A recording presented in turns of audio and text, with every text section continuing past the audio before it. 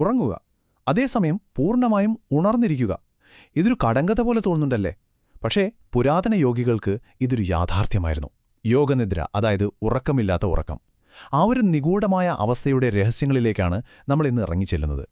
സ്വാമി ചിദ്ഭവാനന്ദയുടെ വാക്കുകളിലൂടെ നമുക്ക് ഈ വലിയ ആശയമൊന്ന് മനസ്സിലാക്കാൻ ശ്രമിക്കാം. ഈ ആശയം ശരിക്കും മനസ്സിലാക്കണമെങ്കിൽ നമുക്ക് മഹാനായ തായ്മാനവരുടെ ഈ വാക്കുകളൊന്ന് ശ്രദ്ധിക്കാം. അദ്ദേഹം പാടുകയാണ്, ഉറങ്ങാതെ ഉറങ്ങുന്ന ഒരു രീതി സ്വായത്തമാക്കിയാൽ അല്ലേ അതിന്റെ ഫലം കാണാൻ സാധിക്കൂ? ഒന്ന് ചിന്തിച്ചു നോക്കൂ. ഉറങ്ങാതെ ഉറങ്ങുക. സാധാരണ നമ്മുടെ ബുദ്ധിക്ക് ഇത് പിടികിട്ടില്ല അല്ലേ? പക്ഷേ ഈ വാക്കുകൾക്കുള്ളിൽ വലിയൊരു രഹസ്യം ഒളിഞ്ഞിരിപ്പുണ്ട്. അപ്പോ എന്തായിരിക്കും അദ്ദേഹം ശരിക്കും ഉദ്ദേശിച്ചത്? നമ്മളെ സംബന്ധിച്ചിടത്തോളം ഉറക്കമെന്ന് പറഞ്ഞാൽ എന്താ? പുറം ലോകവുമായി ഒരു ബന്ധവുമില്ലാത്ത ഒരുതരം അബോധാവസ്ഥയാണ്. അങ്ങനെയെങ്കിൽ ഒരേ സമയം ഉറക്കത്തിന്റെ ആഴത്തിലുള്ള വിശ്രമം അനുഭവിക്കാനും അതേസമയം ഉണർന്നിരിക്കുന്നതുപോലെ പൂർണ്ണ ബോധത്തോടെ ഇരിക്കാനും എങ്ങനെയാണ് സാധിക്കുക? ആ രഹസ്യമാണ് നമ്മളിന്ന് ചുരുളഴിക്കാൻ പോകുന്നത്. യോഗനിദ്ര എന്ന ആ ഒരു പ്രത്യേക അവസ്ഥയെ മനസ്സിലാക്കുന്നതിനു മുൻപ് നമുക്ക് നമ്മുടെയെല്ലാം സാധാരണ അനുഭവങ്ങളായ ജാഗ്രതയെയും ഉറക്കത്തെയും പറ്റിയൊന്നു നോക്കാം. ഈ രണ്ടവസ്ഥകൾ എന്താണെന്ന് നമുക്ക് വ്യക്തമായാൽ മാത്രമേ അതിനപ്പുറമുള്ള ആ മൂന്നാമത്തെ അവസ്ഥയുടെ പ്രാധാന്യം ശരിക്കും പിടികിട്ടും. നമ്മുടെ ജീവിതം എപ്പോഴും ഈ രണ്ട് തൂണുകളിലാണ് അല്ലേ? ഒന്ന് ജാഗ്രത, അതായത് നമ്മൾ ഉണർന്നിരിക്കുന്ന അവസ്ഥ. ഈ സമയത്ത് നമ്മുടെ മനസ്സ് എന്നോട്ടൊക്കെ ഓടുന്നത് ചിന്തകൾ, ജോലികൾ, ടെൻഷനുകൾ, അങ്ങനെ 1000 കാര്യങ്ങളിൽ മുഴുകിയിരിക്കും. പിന്നെ രാത്രിയാവുമ്പോൾ നമ്മൾ മറ്റേ അവസ്ഥയിലേക്കങ്ങ് വീഴും, ഉറക്കം. ഗാഢമായ ഉറക്കത്തിൽ ആ ബോധമൊക്കെ എങ്ങോട്ടാ പോകുന്നത്? നമ്മുടെ ഉള്ളിലെ ആ പരമമായ ഉണർവ്, തമിഴിൽ പേരുണർവ് എന്ന് പറയും, അതൊരു മൂടുപടത്തിനടിയിലെന്ന പോലെ മറഞ്ഞു പോകുന്നു. അപ്പോ ഇതാണ് ഏറ്റവും വലിയ ചോദ്യം.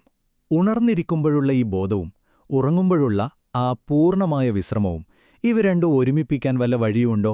ബോധം നഷ്ടപ്പെടാതെ തന്നെ ശരീരത്തിനും മനസ്സിനും ആഴത്തിലുള്ള വിശ്രമം കൊടുക്കാൻ പറ്റുമോ? ഈ രണ്ടവസ്ഥകൾക്കുമിടയിലുള്ള ആ വിടവ് നികത്തുന്ന ഒരു പാലം പണിയാൻ സാധിക്കുമോ? ആ ചോദ്യത്തിനുള്ള ഉത്തരമാണ് യോഗികളുടെ ഏറ്റവും വലിയ രഹസ്യങ്ങളിലൊന്ന്.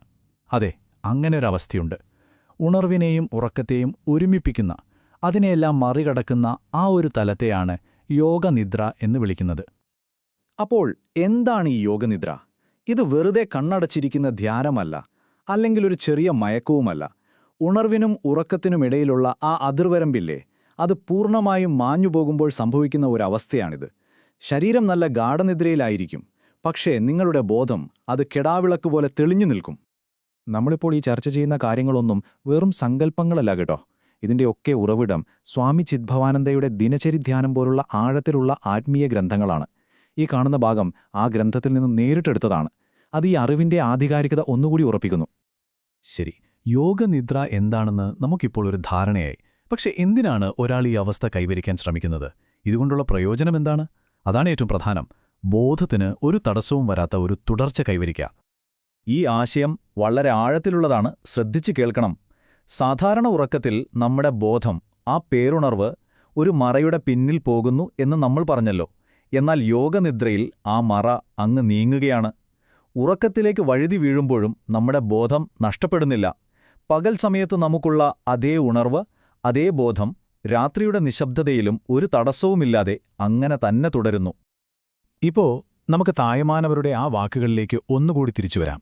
ഉറങ്ങാതെ ഉറങ്ങുന്ന അവസ്ഥ. ഇപ്പോൾ അതിന്റെ അർത്ഥം എത്ര വ്യക്തമാണെന്ന് നോക്കൂ. അതൊരു കവിയുടെ ഭാവനയായിരുന്നില്ല, മറിച്ച് ബോധം കെടാതെ ഉറക്കത്തിലൂടെ കടന്നുപോകുന്ന ഈ അവിശ്വസനീയമായ അവസ്ഥയുടെ വളരെ കൃത്യമായ ഒരു വിവരണമായിരുന്നു അത്. ഈ മുഴുവൻ ആശയത്തെയും സ്വാമി ചിദ്ഭവാനന്ദയുടെ ഗ്രന്ഥത്തിലെ ഒരു പ്രാർത്ഥന വളരെ മനോഹരമായി സംഗ്രഹിക്കുന്നുണ്ട്. ഈശ്വര, ഉറക്കത്തിലും ഉണർവിലും അങ്ങയെ മാത്രം ആശ്രയിച്ചിരിക്കാൻ കൃപ നൽകണമേ. ഇതൊരു വെറും പ്രാർത്ഥനയായിട്ട് കാണരുത്. ബോധത്തിന്റെ ആ തുടർച്ച നിലനിർത്താനുള്ള ഒരു ലക്ഷ്യം കൂടിയാണിത്. നമ്മുടെ ജീവിതത്തിലെ ഓരോ നിമിഷവും, ഉണർന്നിരിക്കുമ്പോഴും ഉറങ്ങുമ്പോഴും നമ്മൾ പൂർണ്ണമായ ബോധത്തോടെ ജീവിക്കുകയാണെങ്കിൽ അത് നമ്മുടെ ജീവിതത്തെ എങ്ങനെയായിരിക്കും മാറ്റിമറിക്കുക? അതൊരു വലിയ ചിന്തയാണ്, അല്ലേ?